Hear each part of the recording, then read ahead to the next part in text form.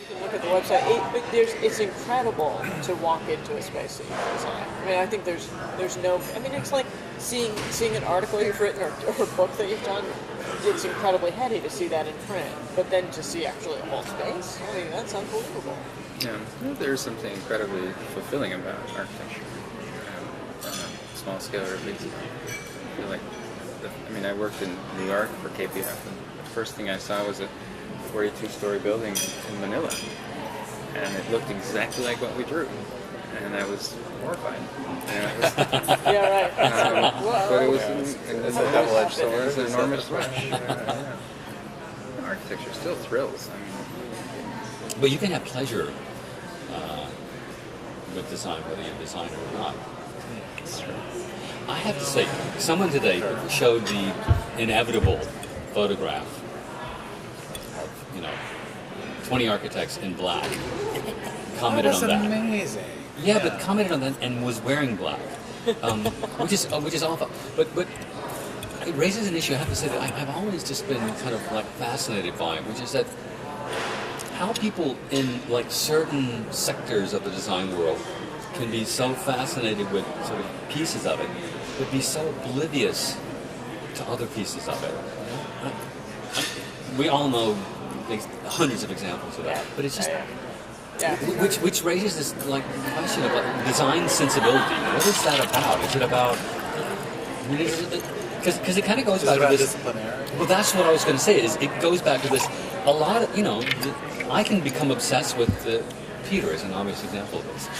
I'm obsessed with the discipline and its history and the way in which it has changed and been allowed to change over time by individuals who reformulate the question of what is the discipline. And but is it the discipline or the profession? That's what Peter says it is. I mean, that's. I think I don't think I'm wrong to say that Eisenman's definition of what is architecture is the question of questioning, positing an answer to what is the metaphysical of architecture, and having that sort of critiqued and re-examined and revisited over time, and it gets. But then, so obsession with this discipline, but is that design? Or is it, where does the pleasure comes maybe in this kind of obsession with the question about what is? It's a philosophical question. It's not a design pleasure question. It's puzzled me. I don't think Peter takes pleasure in his own design, let's say, compared to taking pleasure in the problems of design. I think you're absolutely right. Although he does take pleasure in others' architecture. Mm-hmm. That's what I found intriguing. So, as atmosphere or on different as I think he takes real pleasure in projects that have shifted the course of design, and he's able to pinpoint what that participated in that and questioning what is the metaphysic and creating new typologies. But he seems a little bit bored by his own work, even if it's trying to do that very same thing. So it's interesting. What do you think about this idea of pleasure in design? I mean, I spend endless hours like online trying to find the right watch, and I spend too much time and too much money. Like, I have a watch I have a ton of watches, but I just bought a new. It's a kind of a weird problem for a design object. You know Timex? It's a classic American watch, cheap, reliable, quartz, which means the movement is reliable. $10 one is as good as a $15,000 Panerai or that type of thing. It fits in the envelope of what you say we should, architecture should be after. I don't know. So Timex has reinvented itself, and they have a new company called TX, which is called Technological Luxury. That's it. And they've created a whole series. This is a quartz watch, the movement of which is probably like $5. But these are $600. And they're so cool that you cannot. I defy you to be able to read the time on this thing. Except that, and I'll pass it around. But what's really amazing is it's detailed like you wouldn't believe. So all the stuff is there to be able to tell time, but you cannot because it's too dark to actually tell time. You cannot tell the date.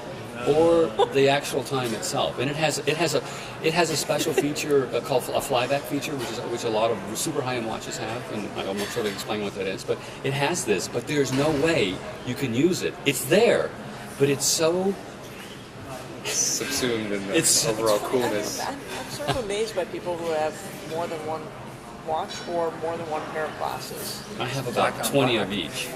It's a question of I how do actually don't you. wear a watch anymore because my phone is always not that I much. like the weight of it. Yeah. Well, but that's a good point. 'Cause- and I almost sort of talked about that in today, which is that I have this watch on my hand that, I mean, I have a lot of watches that are 10 times more Legible. expensive than that. This is a kind of, in my collection, a cheap watch.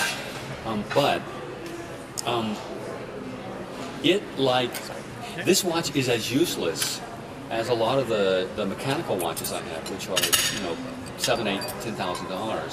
So why? In comparison to my phone. Yeah. It's Your phone a knows totally when you're in worthless piece of Detroit or junk. Yeah. But I take incredible. I mean, it's You take pleasure it's in it. real Yeah. pleasure just kind of knowing about the stuff and buying it. And it's sad, given what I said about. I don't think there's a sort of a moral, sort of. There's no quid pro quo about pleasure, as far as I'm aware. Yeah. It's Yeah. it's performed. Yeah. And, can come from all kinds of things. And,